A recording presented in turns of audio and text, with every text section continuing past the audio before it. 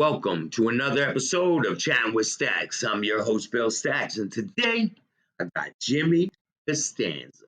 Nick's running after Thecarata, running after him, and Nick is thinking in his mind, if I don't kill Thecarata, they're going to kill me. They're going to kill me, yeah. So now, here's Nick Calabrese. So now, Thecarata almost made it to the bingo hall, bro. He's about right to there. open the Look, door. he's at the door. Holy shit, there's the door. He's right about to open that door, and Nick shot him in the head and killed him. Boom. His best friend. Wow. And he knew that his best friend was running after him to kill him.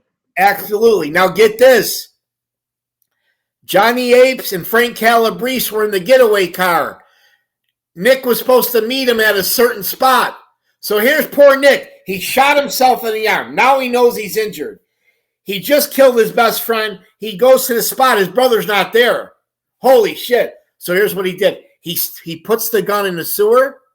And later on, Frank Calabrese Sr. testified that he retrieved the gun from the sewer. And Nick didn't know it, but he accidentally dropped the glove.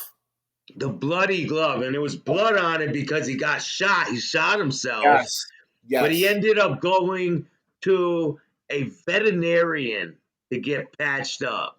Yes. Which is pretty insane, Jimmy Marcello referred him to a vet who treated his arm. Now get this. Wow, man. Eventually Nick hooked up with Frank Calabrese and Johnny Apes. He told him what happened. Then, like you said, they took him to the vet. They treated his arm. Nick had to lay low for a couple weeks or a couple months. I don't remember. But get this. The police held that bloody glove they held the bloody glove in evidence for many, many years. Yeah. They didn't know who killed Thecarata. So get this, Staxx. Oh, so Thecarata was killed, and it was a cold case, basically. Unsolved. Yes. Wow. So get this. The feds went to every single outfit guy in all the federal prisons in the country, every one of them, and swabbed them for DNA. One guy's DNA matched. That was Nick Calabrese. Fast forward, they went to see him. They say, hey, bro, your DNA matched the blood in John Thecarata murder. At first, Nick Calabrese, I don't care. I'm not talking to you. I got nothing to say. Okay. Then the feds let him sleep on it a couple days. They went back to him. They threatened him with the electric chair. And then that's when Nick decided to turn and testify against his brother. It was the bloody glove that made Nick flip. The bloody glove sealed his fate. Exactly. He was one of the biggest people to ever flip in the Chicago outfit. Yes, sir. I think he was the only made man to flip. Did he ever explain what year he got made? Yes, he did, but I don't remember.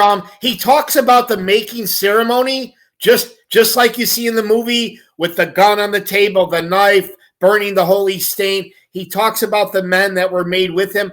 I don't remember the year. I would say late 70s, early 80s. I don't remember the year.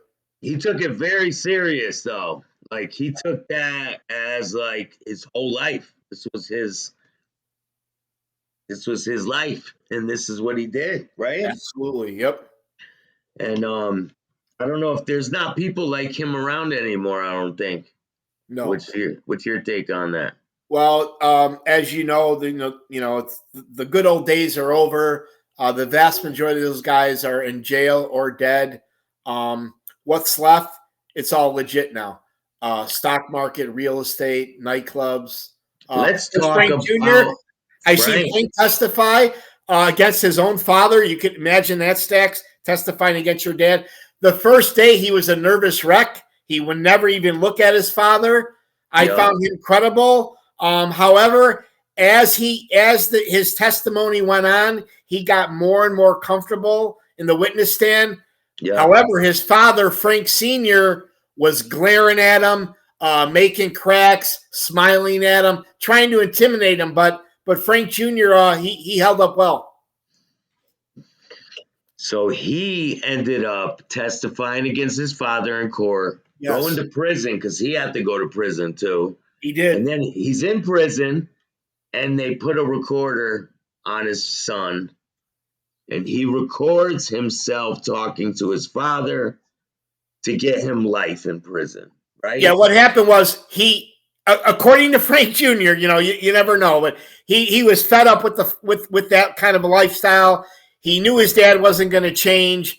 He was very, very scared and intimidated by his dad. Make a long story short, he wrote a letter to the FBI. They took him serious. They went to visit him. They wired him up, and somehow, some way, he got his father to talk about murders that his father should have never been talking about, and that's how the whole investigation started. Frank Calabrese was one of the largest loan sharks in Chicago. He was part of one of the most violent crews in Chicago, and most of the murders were about Frank Sr. A So lot of evidence against him. yeah, so Frank Sr., he is quite the fellow, man. He was a collector. He had all this stuff. He had watches and diamonds and gold, and he would collect all this jewelry. And I'm gonna show you a couple pictures. He got caught, and he was into counterfeiting. So this is one of Frank's watches and one of his gems. These all ended up going up to auction. Here's one of the guns they seized. Here's some of the money they seized from Frank. Wow, cash. Yup.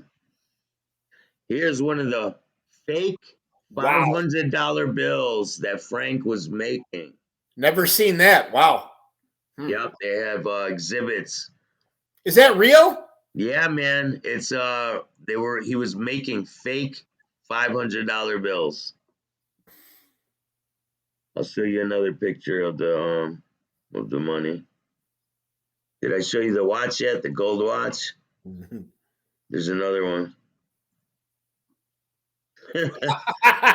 Wow, Gold nice. knife. Yeah, man, this dude his taste is impeccable. I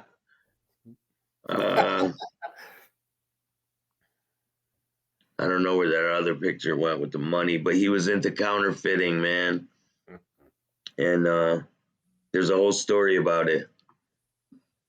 One interesting thing about Frank Calabrese is, and this was kind of new to me, is show that picture where they were visiting him in prison in Milan. Yep. Okay, in this picture here, the guy with the dark hair, his name was Anthony Twan, or Doyle. They call him Twan. He was very good friends with Frank Calabrese. He was an associate of the Chinatown crew, basically a corrupt police officer. He was one of the defendants in the family secrets trial. The guy next to him was supposed to be a defendant in the family secrets trial. Another corrupt cop, Michael Ricci, friends with Frank Sr. He died before the trial started. But what they're showing here in Milan is they would visit Frank Calabrese in prison quite a bit. I don't remember how many times. But what was interesting, Staxx, they talked in code. So they would talk in opposite genders. For example, when they were referring to my sister, they were referring to Nick Calabrese. When they were referring to my sister's real sick, she's got to see a doctor, meaning my sister is going to go bad. We got to do something about her. When they would talk about, hey, tomorrow's going to be Staxx's birthday. Birthday means that's the day we're going to kill you. Should I bring jewelry? Meaning, should I bring handcuffs? So Frank Calabrese had this amazing code that he would use, and he was very proud of it. He claims he made up this code talk, but it took the FBI agents several months to figure out, okay, what are these guys talking about? But once they broke down the code, it was quite obvious to the jurors what they were talking about. So, did you hear about the testimony of what happened to William Butch Petrelli? I did. Boy, oh boy. Okay. Butchie, he was part of the Wild Bunch crew, right? The Taylor Street crew. And to make a long story short, he was jealous. He had a beef with this other guy named Tony Borsellino. So this beef was going back and forth, back and forth. So, for example, they testified in court that Butch Petrocelli would go down to Rush Street. That's like where all the bars and restaurants are in Chicago, with a whole crew of guys. So they would go out and, raise hell and drink and party with women and just raise hell. Then Tony Borsellino would hear about it. Then he would go out to Rush Street the next night with a bigger crew. So they were kind of like trying to outdo each other. Meanwhile, the bosses are like, hey, what are you doing going out, showboating, playing the role 20, 30 deep? This is supposed to be a quiet society. Yeah. Keep it low key. Other issues with Butch were he owed a lot of money to certain bosses. Make a long story short, it came time where they had to kill Butchie Petrocelli. So what they did, according to Nick, they lured him to a social club, Andrea LaPetria's social club. And Andrea LaPetria made the comment, I want you to go take out the garbage. And he sent Butchie into a door. When Butchie walked in, several of the heavyweights were there. They killed him. Nick was one of the killers. Frank Sr. was one of the killers. But in the books that you read, they made it sound like they tortured Butchie. In this picture here, it looks like he was tortured with a blowtorch. But that's not what happened. What happened was, according to Nick, after they killed him, I think that Nick forgot to roll down the window. So one of the flares that he threw in the car, it ended up burning his face. But they didn't torture him, but they just basically killed him. And he was a made guy, part of the Wild Bunch crew. But it just goes to show you when you break those rules. It really doesn't matter. Once you break the rules, man, you could wind up in the trunk. Frank Calabrese, he hated Butch Petrocelli, so he was very happy to participate in that hit. He despised the man. So Frank Jr., he was terrified of his father. Absolutely. He was very scared of him. And you spoke about a situation where he was so scared, he pissed his pants. Nick was scared. Nick pissed his pants. Can you tell me that story? Yeah. Now, one of the first, I think it was the first murder Nick ever. Now, you got to remember, Nick, he was a veteran. He was an iron worker. He worked on the John Hancock building. He had a city job. He kind of had a normal life. His brother kind of swayed him and lured him into the outfit lifestyle. And then he's still alive, too. He's still alive. Is he still alive? I didn't know. He's still alive, and he's out there in the witness protection program living his life. Yeah, wow. One of the first murders they participated in, I forget the guy's name. I want to say Michael Hambone, but I'm not sure on that. But it was a situation where not only did they kill him, but they had to dig a hole and bury him. And this was in a parking lot near the old White Sox Park, right in their neighborhood there, Bridgeport, Chinatown area. And Nick testified he was so scared. This is the first time he ever participated in a murder with his brother that he pissed his pants. And he was so scared that if his brother found out he pissed his pants, his brother would have killed him right there on the spot.